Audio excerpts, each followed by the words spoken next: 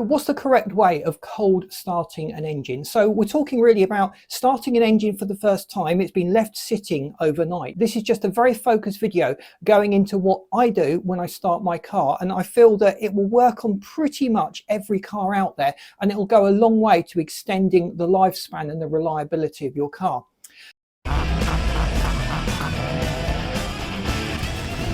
So first little turn of the ignition, usually in older cars it primed the fuel pump. In modern diesel cars it gets the glow plugs warming up. So just pause for a second or two. So some people will leave it about 20 to 30 seconds in this first position. So you're just activating all of the systems in the car. Now a lot of modern cars will prime the fuel pump the minute you open the driver's door. You've probably heard a whirring noise going on as the driver's door is opened, and that's the car getting ready for you to drive it. So the next step is turning the ignition and starting the engine. So this is a state the engine is in where there's no oil inside the engine. So you just really need to leave a few moments for the oil to circulate around the engine. So particularly at the top of the engine, the oil will have drained away from there, and you really need that oil to start circulating. Now, most modern grades of synthetic oil will do a reasonably good job of lubricating an engine from almost standstill, but it's recommended that we at least wait for 30 seconds just to allow the car to tick over a little bit, get the oil circulating and get everything just settled inside the engine before you start putting it under load. The next step really is what we do for the next 5 minutes. So for most of us, we just need to get in and drive the car. The best way of warming a car up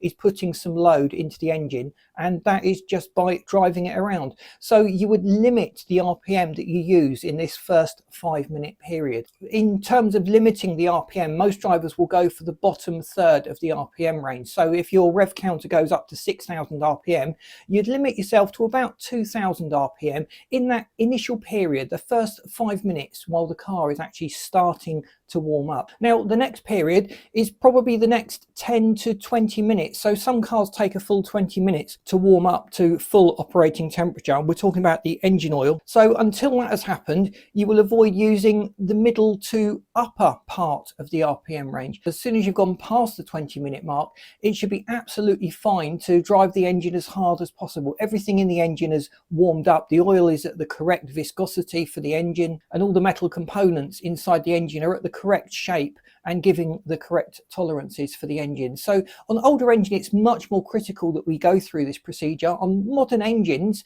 there's less expansion going on. We're using higher quality oils, so it's less important, but it does make sense to just be careful for the first 30 seconds, then for the first 5 minutes, and then really booting the engine and using it only after 15 to 20 minutes has passed.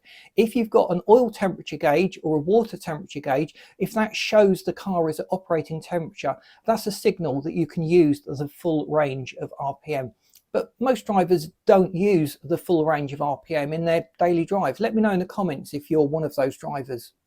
So thanks for watching. Please boot the like button. If you want to know more about what's going on during the cold start period of an engine, check out this video that I've lined up that goes into more of the technical aspects. And if you live in a very cold climate, not like the UK, you probably have to go through another step or two to make sure the engine is up to operating temperature before you drive it in those really cold climates. So thanks for watching. If you haven't subscribed to the channel, please do so. We'd hate you to miss out on the great content we've got planned. And have a look at this video and this playlist.